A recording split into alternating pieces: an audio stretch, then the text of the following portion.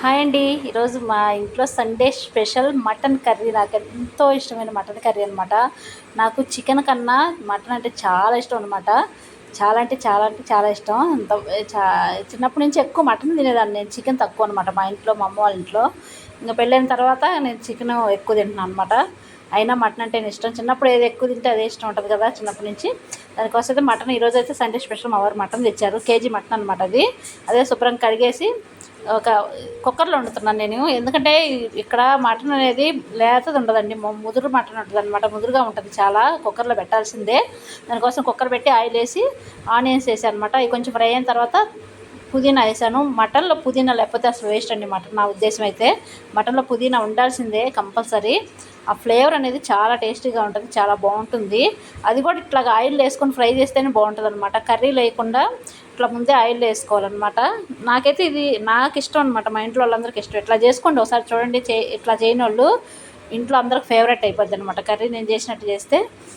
అంటే మాకు ఇంట్లో వాళ్ళందరికీ నచ్చింది కాబట్టి బాగుంటుందని చెప్తారు కాబట్టి నేను చెప్తున్నాను అనమాట. ఒకసారి ట్రై చేస్తే ఒక్కోసారి మనం చేసిన దానికంటే వేరే వాళ్ళు చేసింది ఒకసారి ట్రై చేస్తే అది కూడా నచ్చచ్చు.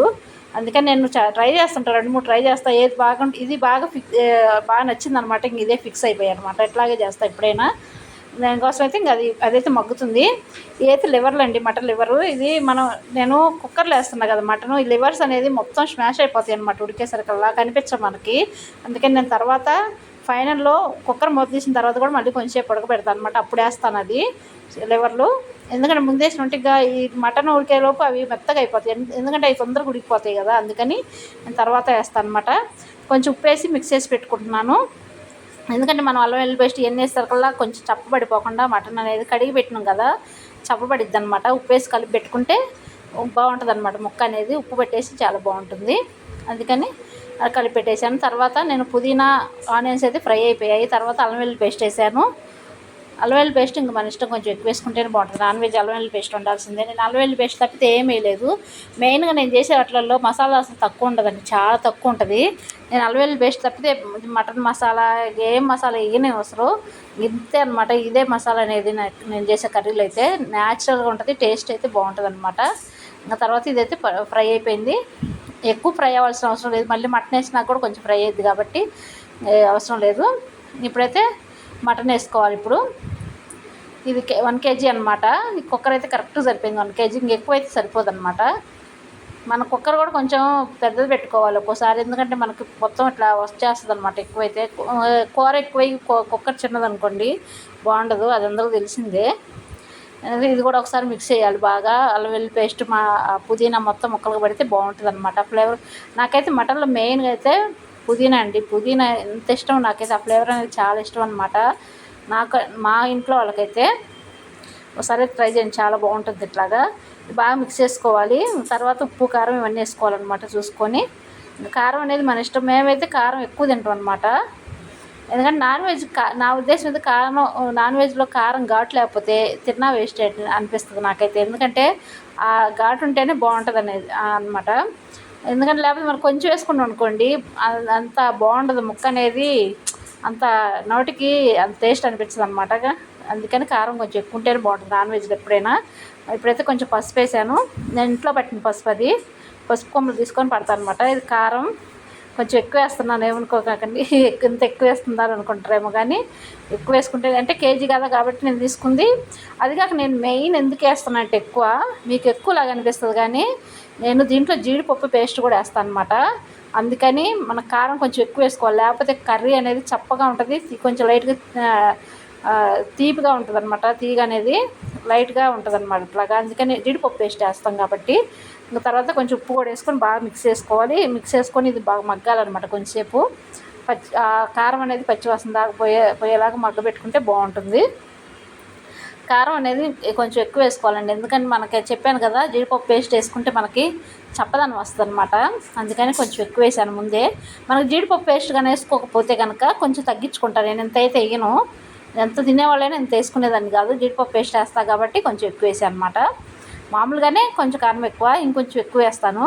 ఎందుకంటే మనకి ఇంకా జీడిపప్పు పేస్ట్ వేస్తే మనకి కారం లెవెల్ అనేది సరిపోద్ది అనమాట కొంచెం ఎక్కువ వేసుకుంటే. లేకపోతే బాగుండదు, అందుకని ఎక్కువ వేసాను అనమాట. తర్వాత కూడా ఇంకొంచెం ఉప్పు వేసుకున్నాను, సరిపోదనిపించింది. కొంచెం వేసుకొని ఇప్పుడు వాటర్ పోసుకోవాలన్నమాట. కొంచెంసేపు మగ్గింది బాగా, చూసారుగా అప్పుడు ఎట్లా ఉంది ఇప్పుడు ఎట్లా ఉంది. కర్రీ అయితే మగ్గిపోయింది. ఇప్పుడు వాటర్ పోసుకోవాలన్నమాట. తగినన్ని వాటర్ పోసుకొని కుక్కర్ మూత పెట్టేయడం. అంటే ఆ ముక్కలన్నీ మునిగినట్టు పోసుకోవాలన్నమాట. మునిగేటట్టు మనకు అప్పుడే సరిపోతుంది. వాటర్ అనేది కరెక్ట్ సరిపోద్ది. నేను చూసుకుంటూ పోస్తున్నాను అనమాట. ఎక్కువైనా బాగుండదు కదా, అందుకని ఇవైతే సరిపోతాయి. నేను మూత అయితే పెట్టేస్తాను.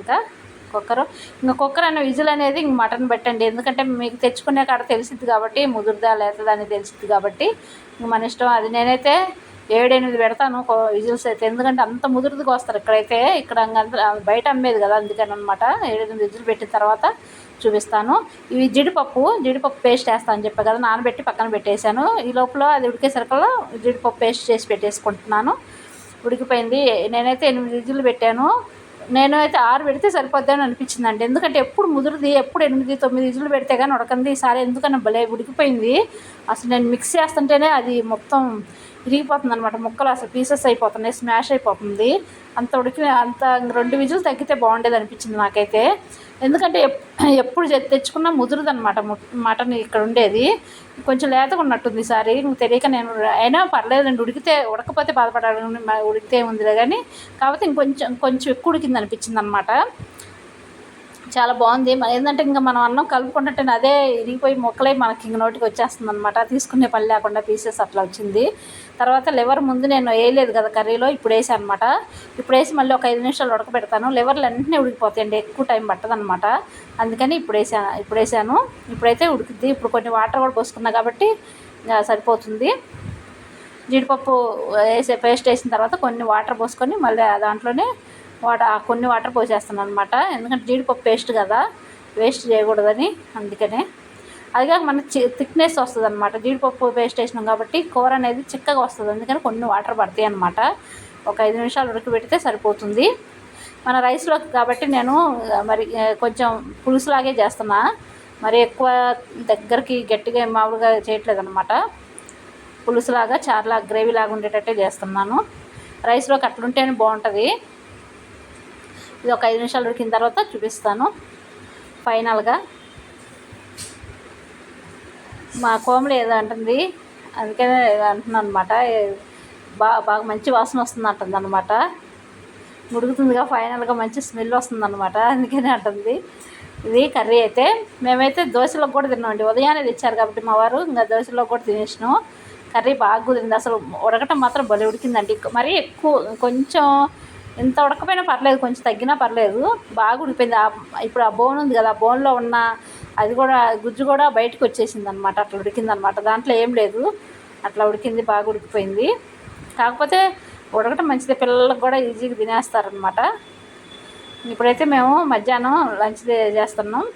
ఇది బగారా రైస్ వండాను. దాంట్లో బాగుంటుందండి కాంబినేషన్. బగారా రైస్ కూడా మళ్ళీ మసాలా ఎక్కువ వేయను అనమాట. లైట్గా మసాలా వేసి పుదీనా ఇవన్నీ వేసి చేస్తా, బాగుంటుంది మటన్లోకి. చికెన్లోకే కాదు, మటన్లోకి కూడా బగారా రైస్ చేసుకునే విధానంగా చేసుకుంటే చాలా బాగుంటుంది.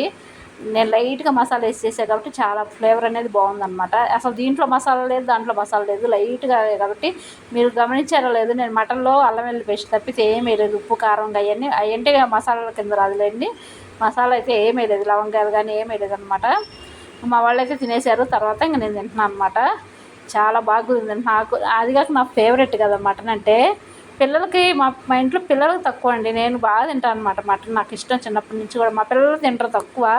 నేను ఇంక ఇట్లా చేస్తాను కానీ కొంచెం తింటున్నారులేండి ఈ మధ్య అయితే. బాగానే కొంచెం బాగా బగారా రైస్ ఇలా చేస్తుంటే కర్రీ చాలా బాగా కొంచెం పర్లేదు, బాగానే తింటున్నారు. పోస్టులో అయితే తినేవాళ్ళు కాదు కొంచెం చిన్నపిల్లలు. అప్పుడైతే వాళ్ళకు కూడా కొంచెం నేర్పించాం, మటన్ తింటే మంచిది కదా, మన కోసం కాబట్టి పిల్లల కోసమే తీసుకొస్తాం. వాళ్ళు తింటే తినాలనే కదా మనం తీసుకొచ్చేది. వాళ్ళు చనిపోతే ఎట్లా చెప్పండి. అందుకని వాళ్ళకి నచ్చేటట్టు చేయాలన్నమాట. అందుకని జీడిపప్పు పేస్ట్ చేస్తాను. పిల్లలకు కొంచెం బాగుంటుంది అనమాట తినడానికి.